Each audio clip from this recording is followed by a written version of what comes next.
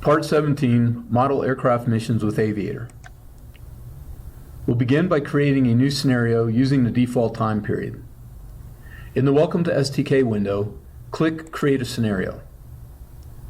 Let's give the scenario a unique name, such as STK Aviator. I'm going to leave the default start and stop time. Simply click OK.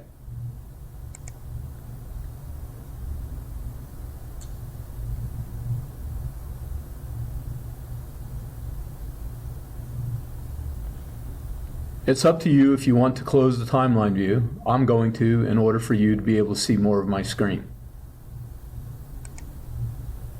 Before I proceed, I'm going to save my scenario by going up to the toolbar in STK and clicking on the Save icon.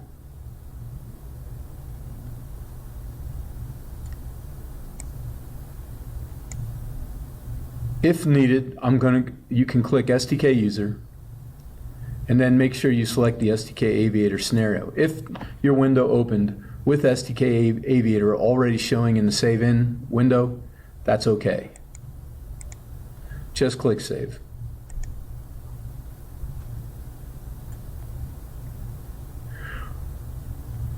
We're going to use a local file for our analytical terrain.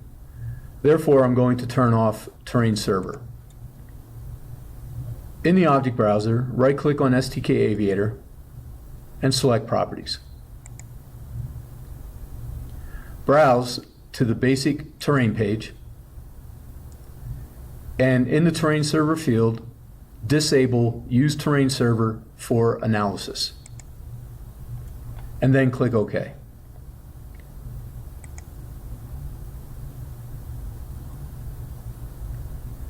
Bring the 3D graphic window to the front, and in the toolbar of the 3D graphic window, the next to last icon is called Globe Manager. Click that icon. Globe Manager will open up in the lower left-hand side of STK underneath your object browser. In the toolbar for Globe Manager, the first available icon is called Add Terrain Imagery. Click that icon. When the Open Terrain and Imagery Data window appears, in the upper right-hand corner of the GUI, you will see a three-dotted ellipsis button. Click that button.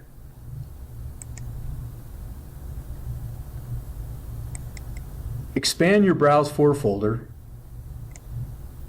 select the Computer, C drive,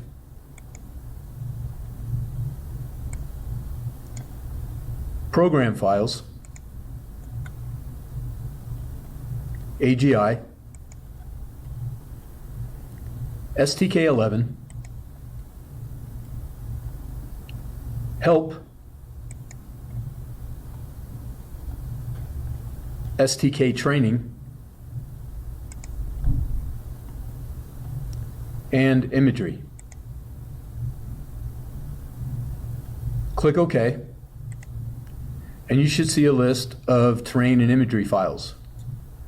Select the Point Mugu China Lake PDTT terrain file type and click Open. When the Use Terrain for Analysis window pops up, click Yes. By clicking Yes, we've loaded this terrain file both analytically and visually.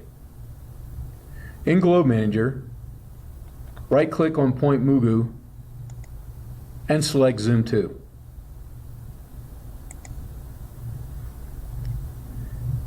You can use your left mouse button to lay your terrain flat, and if you zoom in, you will see the mountains and the terrain in the area. On top of that terrain, we're seeing Bing maps. Let's save our scenario.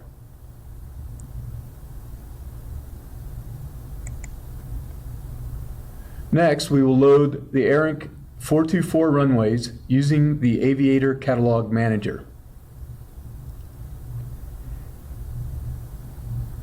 In the menu area, open Utilities and select Aviator Catalog Manager. When Aviator Catalog Manager opens, on the left, expand Runway. Select ARINC 424 runways.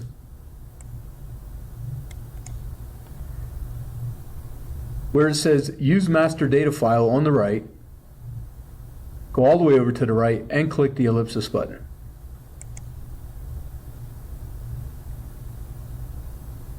Select Computer, C Drive, Program Files, AGI, STK 11, Help, STK Training, Samples. Look for a file called FAA NFD 18. Select that file and click Open.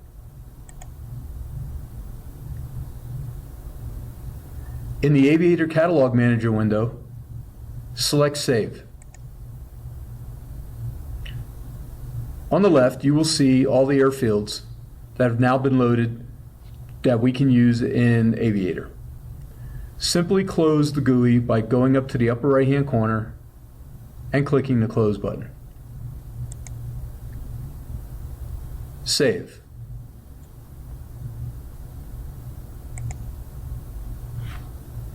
Next, we will insert a ship object which will be used as a waypoint in our scenario for our aircraft. Return to the Insert STK Objects tool. Select Ship as your object.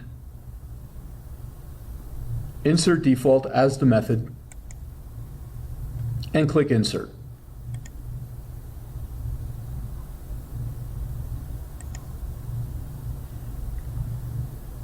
In the Object Browser, right-click on the ship and select Properties.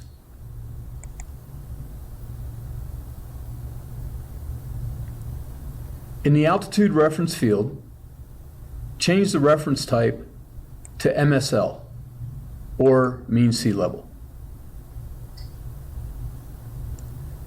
On the right-hand side, click the Insert Point button, and that will insert a waypoint.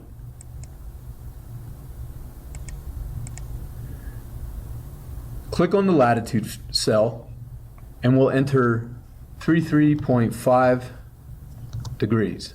You can just enter 33.5 and hit your Enter key and it will fill out the rest of that cell. Click in the longitude cell and type in -120 and then hit Enter.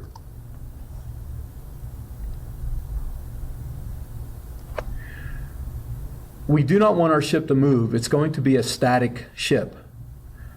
So just above that waypoint, you'll see where it says Route Calculation Method, and currently it states Smooth Rate. If you open that pull-down menu, you can select Specify Time, and now go back over to the right, click Insert Point, and the only thing we're going to do is we're going to change the time for the second point by adding 3 hours. So I'm going to change it from 1801 to 2101 and hit my Enter key. Then we can click OK. And if I zoom out a bit in my 3D graphic window, I can see my ship object. Now we're going to model an aircraft with the Aviator propagator. We're going to insert an aircraft using From Standard Object Database method. So return to the Insert STK Objects tool. Select Aircraft as your object, From Standard Object Database as your method, and click Insert.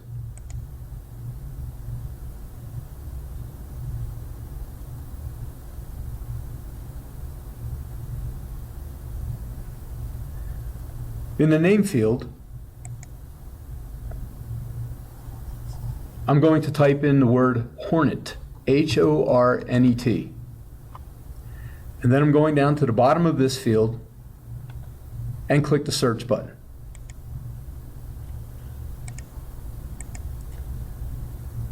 You're going to see two selections for the Hornet. I'm going to select the FA-18C Hornet and then click Insert.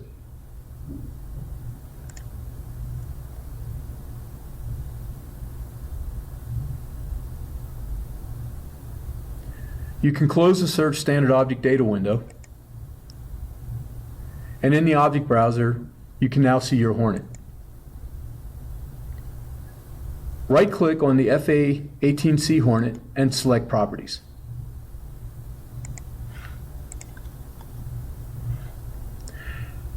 On the basic route page at the top, where you see Propagator, the Propagator is currently selected to Aviator.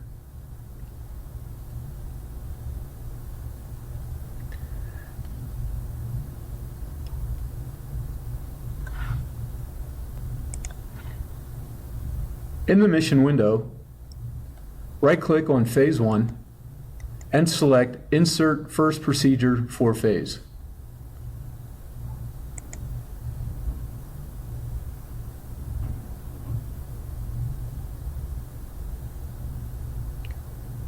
In the Site Properties window, on the left, where it says Select Site Type,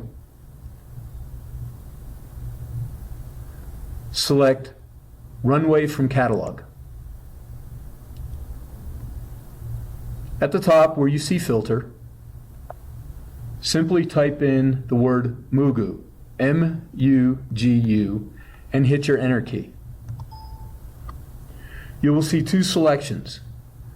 Select the Point Mugu NAS Naval Base VEN 0321, or your first selection.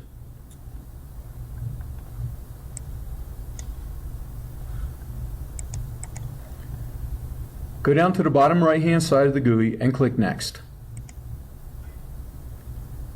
In the Select Procedure Type window, select Takeoff.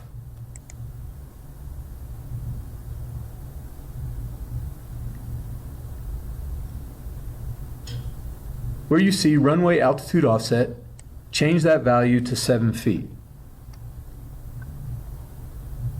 Underneath that, enable Use Terrain for Runway Altitude. The Runway Altitude Offset will lift your aircraft an extra 7 feet off the runway. Depending on the size of the aircraft and the model that's depicting the aircraft, you might have to lower this value or increase this value to make sure that the complete aircraft is above the terrain. Go down to the lower right-hand corner and click Finish. You will see your procedure as your takeoff roll and as you begin to climb out. At the bottom of the screen, in the GUI, click Apply. You will get a flight path warning telling you that Aviator works best when the scenario is defaulted and references mean sea level. So in this GUI, there's a button that says Set Globe Reference to MSL. Click that button. And then click OK. Now you'll never see that pop-up screen again. Right-click on the takeoff procedure. Select Insert Procedure After. On the left of the Site Properties window, underneath Select Site Type, we're going to select STK Object Waypoint. Let's name this waypoint Ship. And in the Link To window, select Ship. On the right, you will see an offset mode. Open up that pull-down menu and select Bearing Range relative to north.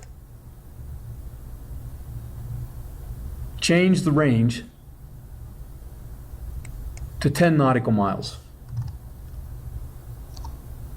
And click Next.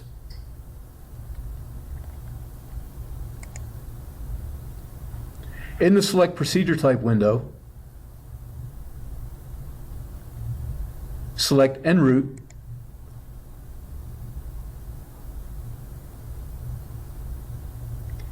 where you see altitude, disable Use Aircraft Default Cruise Altitude and change the MSL altitude to 15,000 feet.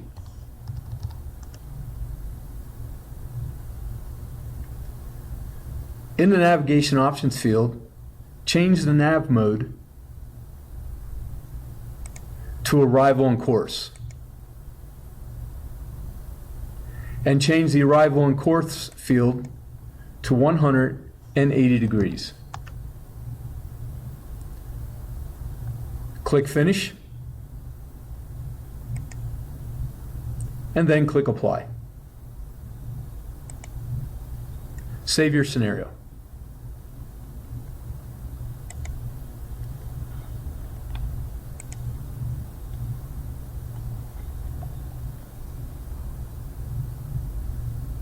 Right-click on the En route procedure and select Insert Procedure After.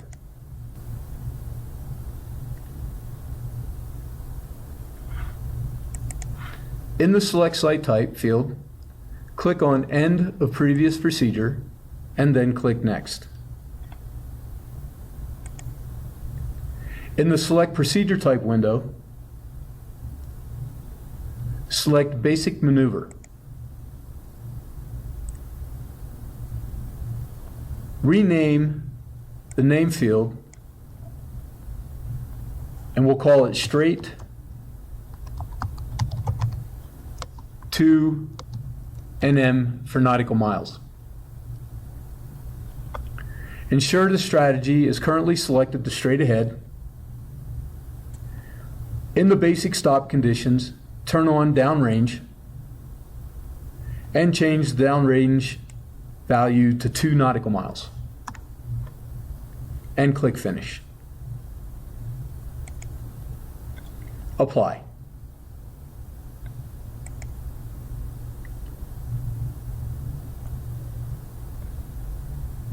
Right-click on Straight 2 nautical miles and select Insert Procedure After. In Select Site Type, enable End of Previous Procedure and click Next.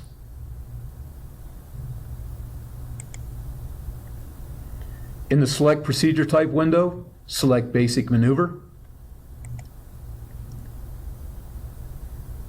And we're going to call the name of this maneuver Weave, W-E-A-V-E. Change the strategy to Weave. In the basic stop conditions, enable downrange and change the downrange value to 1 nautical mile and click Finish. Apply.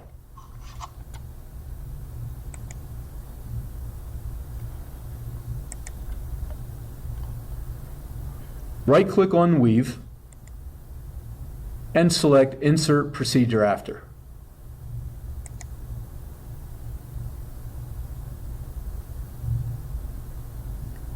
Select End of Previous Procedure and click Next.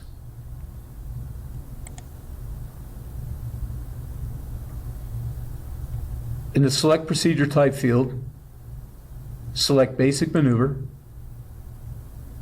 and give the name of the maneuver, we will call it Loop.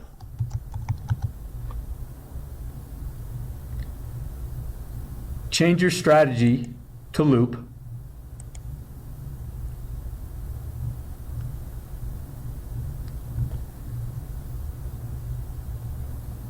In the Load Factor field, change the value of the bottom of the loop to 5 G sea level and click Finish. And if needed, click Finish a second time. Apply your change and save your scenario.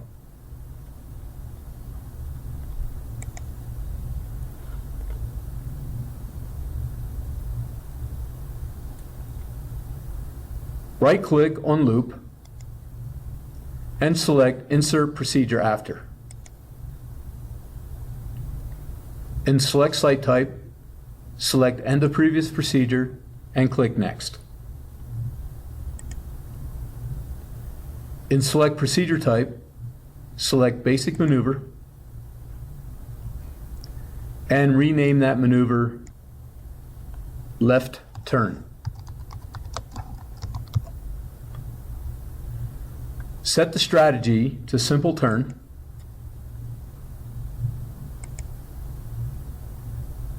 and click Finish.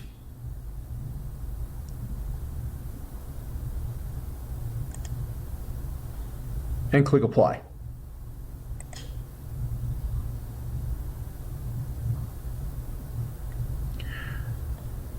We're going to reuse two of our procedures.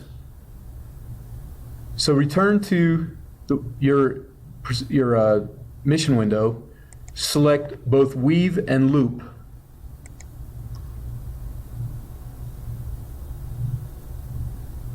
Right-click and select Copy, Paste Edit, and then select Copy Procedures.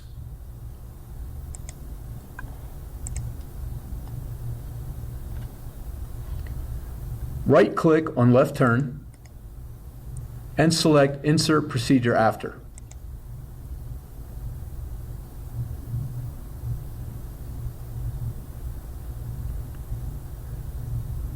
In the Select Site Type,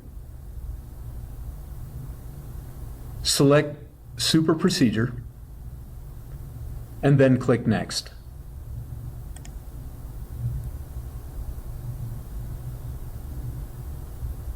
Click on the button that says Load Procedures from Clipboard and you will see your two procedures. Click Finish. And now you've repeated those two procedures on the way home.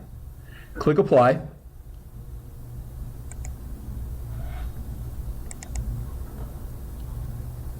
Now we will return to base and we will land.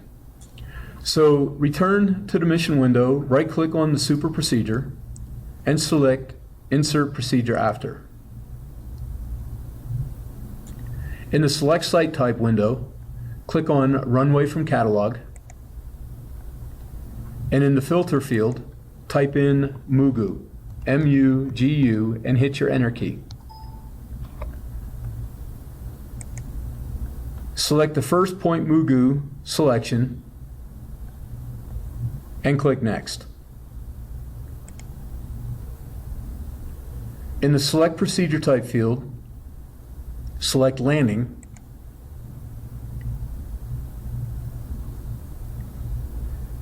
change the approach mode to Intercept Glide Slope. This will give us a smoother landing. It will come in slow and land on the airfield.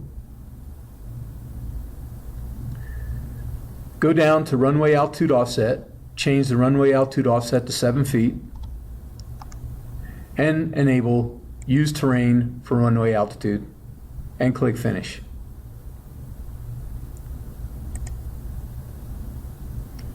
Apply.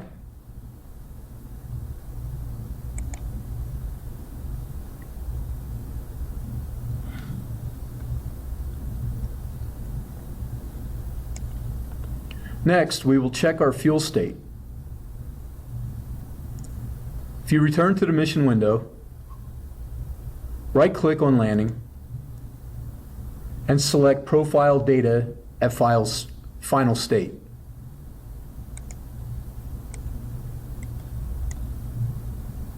If you scroll down a bit, look for the fuel consumed and note the value. And then close the window.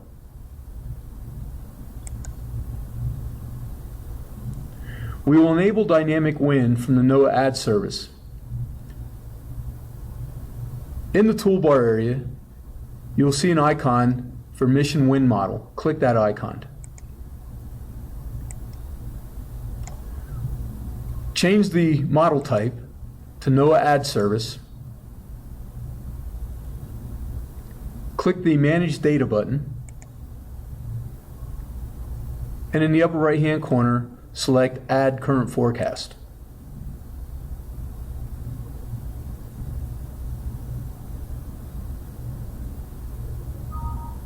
At times you might get an error message. Let's just click OK. If we don't get the data, if it doesn't work in our scenario, we can always load constant airspeed or constant crosswinds. So click OK. And in the atmosphere field, turn on non-standard surface conditions.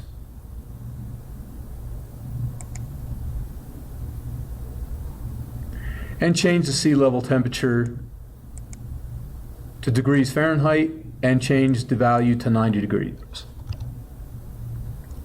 Click OK. And click Apply.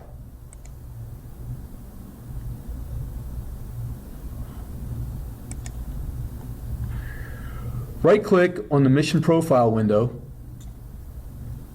and select Profile Options Properties. Turn on the secondary y-axis and select Course Crosswind, and then click OK. And you can see the course crosswind as it fluctuates depending on where your aircraft is flying and the heading your aircraft is taking. Click Apply.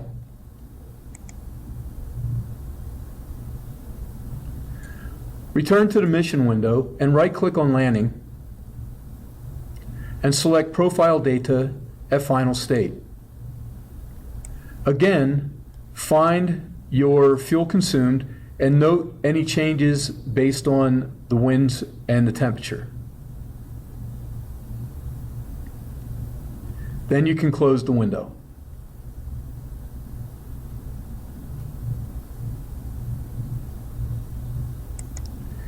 Click OK and save your properties. Click the red Reset button in the animation toolbar. In the object browser, right-click on the FA-18C Hornet and zoom to.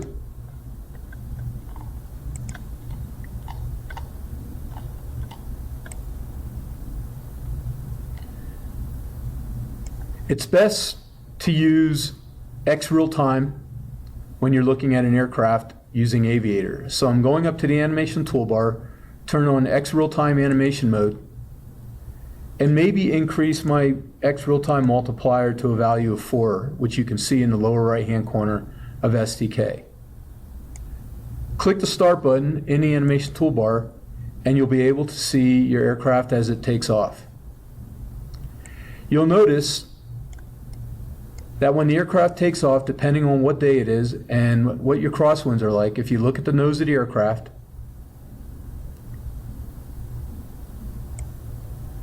at times you will see that it's not exactly aligned with its velocity vector. This is the effect of the crosswinds on your aircraft, and this is called a crab angle. I will end the movie here, but if you continue to watch your scenario, you'll be able to see your aircraft as it flies out and performs its basic maneuvers, both the basic weave and the loop.